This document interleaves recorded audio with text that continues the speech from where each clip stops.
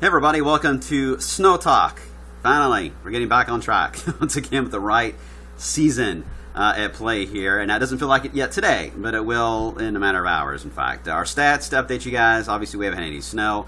That hasn't changed. Season total still at 8.2, but the average to date catching up now because we've had a gap, almost 7 inches, but we're still above the flow, which is good, and we're still above last year to date. Last year to date, 4.8. On the monitoring board. All right, a lot of dates for the first date listed because it's going to be a several day event of light snow, and we'll go into more detail about that. And then we'll get into Valentine's period. And we had a winter storm, a big one last year for Valentine's. Could we see a repeat this year? Don't know, but there is at least a signal of something passing through that does bear monitoring. Let's talk about the setup out there at the moment. We do have a cold front moving in. There's a 2-front deal, as we've been talking about. Front number 1 came through last night with the heavy rain and the less than impressive severe threat for our area anyway. Front number 2 is lining up right now just west of Louisville. The winds are kicking up ahead of that out of the southwest, at times over 30 miles per hour, but the temperatures are about to drop. 56 now. It is 41 in Indy, 37 in St. Louis. Compare that to 24 hours ago. We're already cooler than that compared to yesterday at this time, but the big thing out here is to the west, nearly 20 degrees or so colder to the west. So there's going to be a significant drop as we head into tonight. Now the question is, this cool air mass moves in, will it be drizzle or will it be flurries? Now this RPM model is saying drizzle then flurries, especially where north you are, overnight tonight as we drop down to the 20s to around 30, and then tomorrow better chance to get some sunshine near 40. So by looking at the soundings for this evening, first off, it's a very dry profile, very dry atmosphere.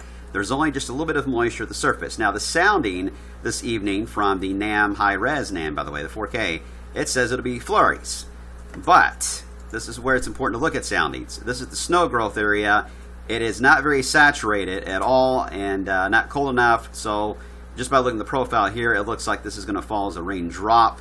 And will likely, the red line at this point this evening is to the right of the zero line. So this looks to be drizzle, not snow flurry. So the sounding, again, you have to look at more of the details and kind of ignore the little plot that shows up on the side. Now, later on tonight, towards sunrise, same deal. It says snow flurries, but again, we're just not to the point where we get what we call the ice crystal of growth in the clouds to perform the duties to create a snowflake. So again, it would likely be drizzle. But this time around, the red line, temperature line, is to the left of the zero line, the freezing mark.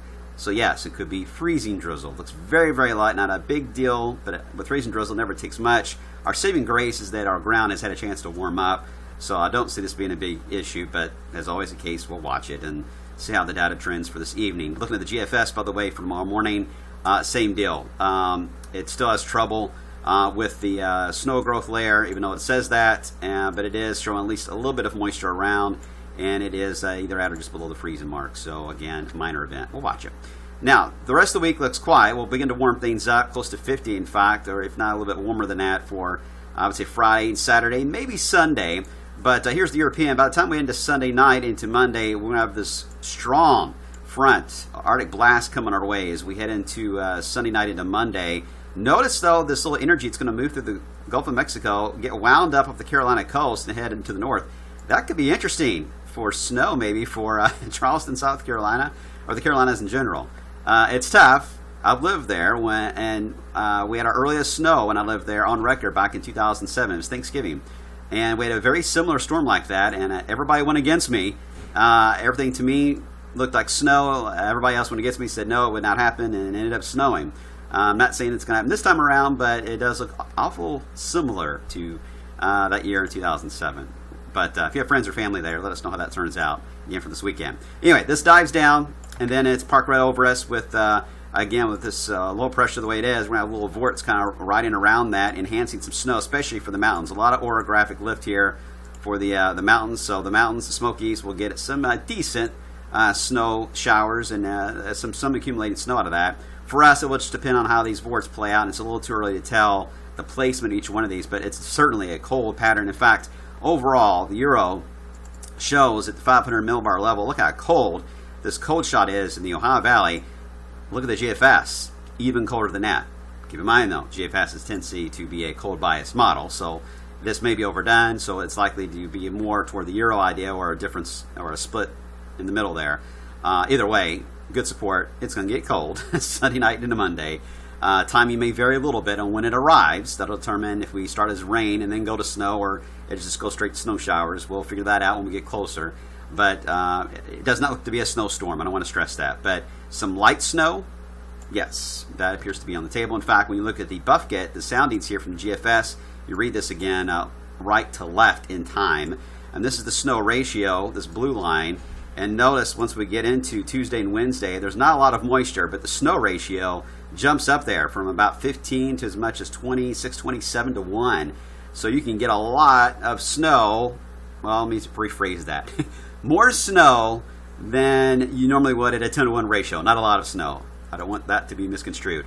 In other words, what would normally be, if it was 10 to 1 ratio, in other words, about 32 degrees, we would get maybe a dusting at best. But with such a cold atmosphere, you increase that ratio up to 20 to 25 to 1, you can get an inch of snow out of the same amount of moisture. So again, light snow events, but can be impactful on the roadways. This is a very true Arctic air mass, so this could be blowing around too, a lot of blowing snow. So there could be some travel issues next week, but as far as a crippling event or anything like that, no signs of that. Okay, then we see the pattern relax. Here is the Euro for around February 12th. We see the cold air mass retreat. We begin to relax the pattern out, and the GFS shows the same thing. We relax the cold. This will get us back into probably the 30s. By the way, that cold blast, we may be, right now I'm thinking 20s, but if we get an inch of snow on the ground, we can easily see highs only in the teens for maybe at least a day, if not two, but probably just one day, and maybe some single digits at night. So the snow will fine-tune the numbers and impact the numbers for next week, so keep that in mind. So it's hard to tell how cold we're going to get until we know how much of a snow cover we'll get, even if it's going to be a light snow cover.